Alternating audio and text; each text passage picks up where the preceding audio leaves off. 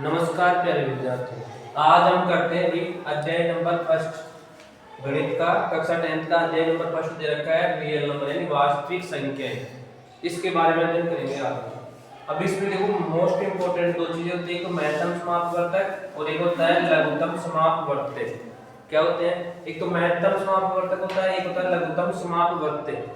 अब देखो इधर महत्तम समापवर्तक किसको बोलते हैं? इसकी परिभाषा दे रखी है, किन्हीं दी हुई संख्याओं के सबसे बड़े समापवर्तक यानी कॉमन फैक्टर को उन संख्याओं को क्या कहते हैं? मैसर।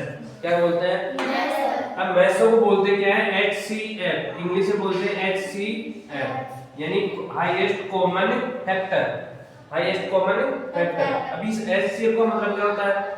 संख्याओं में प्रत्येक उभयनिष्ठ अभाज्य गुणनखंड, अपन करेंगे अभाज्य गुणनखंड ऐसे करते हैं ना अभाज्य गुणनखंड, उसमें अभाज्य गुणनखंड की सबसे छोटी घात देखते हैं। जैसे मान लो एग्जांपल के तौर पे समझा रहा हूं मैं, जैसे 26 और एक रखा है 91।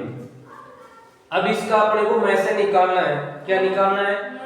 मैसे। तो देखो यहाँ पर दे रहा हूं मैं, तो यहाँ पर 2 का दिया तो कितनी बार गया? 13 बार।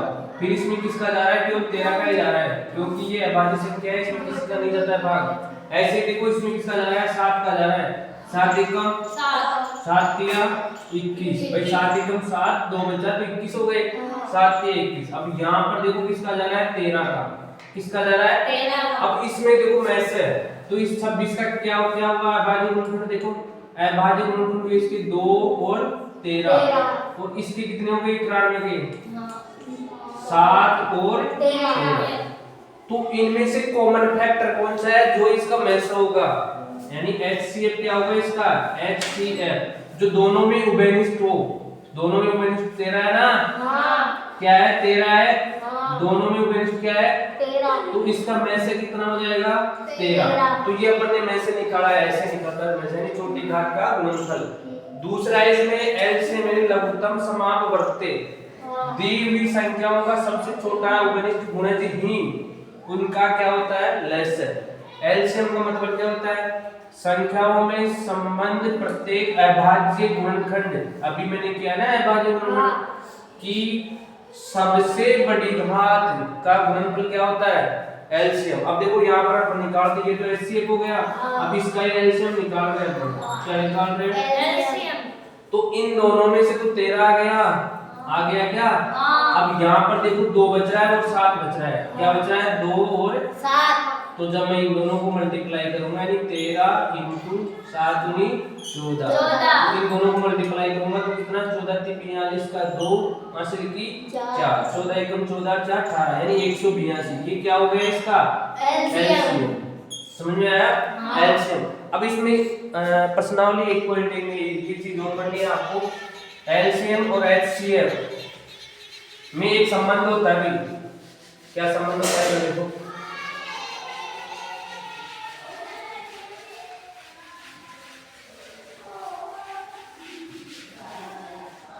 LCM और HCF में यानी दो संख्याएं दे रखी है, ये दे रखा है अपने को, दो संख्याएं और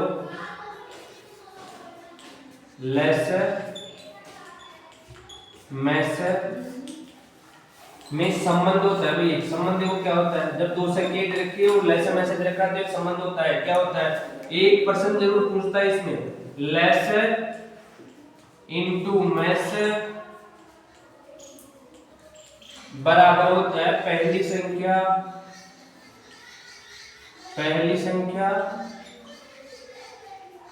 इनटू दूसरी संख्या। ये इसका एक संबंध होता है। इससे एक प्रश्न जरूर पूछेगा आपको बोर्ड के अंदर। देखो लेसर इनटू मैसर बराबर पहली संख्या इनटू दूसरी संख्या। अपन जानते हैं लेसर को अपन बोलते हैं एलसीएम, मैसर को क्या बोलते हैं? HCF। पहली संख्या में मान रहा हूं A, दूसरी संख्या क्या मान रहा हूं B। तो समझ में आ रहा है? जैसे मान लो आपको लेसर दे दिया, मैसर दे दिया और एक संख्या दे दी, तो दूसरी संख्या ज्ञात कर सकते हो ना इससे। कैसे?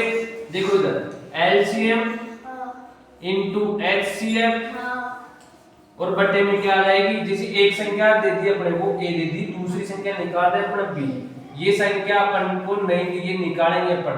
तो ये निकालेंगे तो यहाँ पर ए आ जाएगा ना, और ये दूसरी संख्या निकल जाएगी। समझ में आ रहा है? ऐसे निकाल सकते हो आप, इससे और संबंध निकाल सकते हो। जैसे मान लो आपको दे दिया दोनों संख्याएं दे दी और इसका लेसे दे दिया या मैसे दे दिया, कोई भी एक चीज दे दी, तो यहाँ से एलसीएम निकाल सकते हो आप। क्या पहली संख्या इनटू दूसरी संख्या बटा में जो भी दे रखा है उसको दे देंगे, और जो नहीं दे रखा वो निकाल सकते हो ना आप। जैसे एक क्वेश्चन करता हूँ, इसके ऊपर देखो क्या दे रखा है। एक पर्सन इसमें 510 और 92,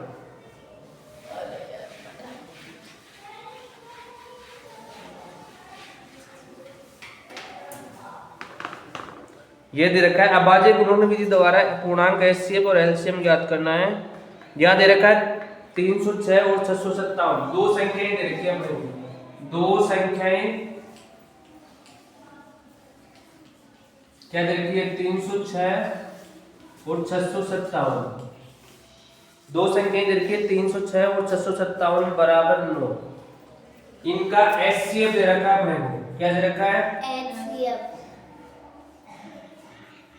HCF कितना दे रखा है, 9 दे रखा है, 9 है। तो एलसीएम ज्ञात करो इसका। क्या ज्ञात करना है, एलसीएम ज्ञात कीजिए। अब देखो इधर अपन ने अभी एक फॉर्मूला पढ़ा है, क्या पढ़ा है, इसका हल कर रहा हूं। इधर देखो अपन जानते हैं कि एलसीएम गुणा HCF बराबर क्या होता है, A इंटू बी। यानी ए का मतलब पहली संख्या, बी का मतलब क्या होता है, दूसरी संख्या। अब यहाँ पर संख्याएं ये दे रखी है और HCF भी दे रखा है, इसका कितना है, 9, तो एलसीएम निकल जाएगा। देखो एलसीएम निकालना है, इसको तो ऐसे कैसे लिखना है, एलसीएम HCF कितना दे रखा है, 9, ये दे रखा है 9, बराबर में ए कितना दे रखा है, 306। समझ में आ रहा है? बी कितना है, 657।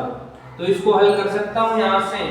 देखो LCM बराबर कितना आ जाएगा, 306 इंटू 657 बटे में क्या आ जाएगा, 9 आ जाएगा। क्या आ रहा है?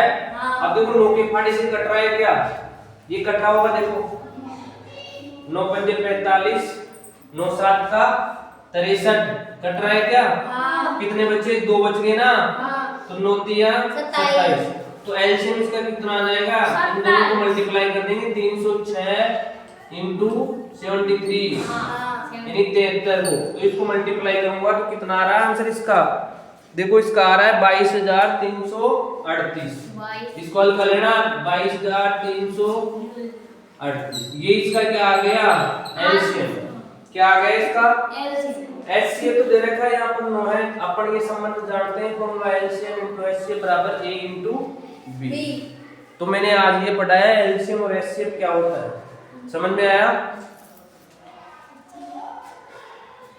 वीडियो अच्छा लगे तो लाइक और शेयर जरूर।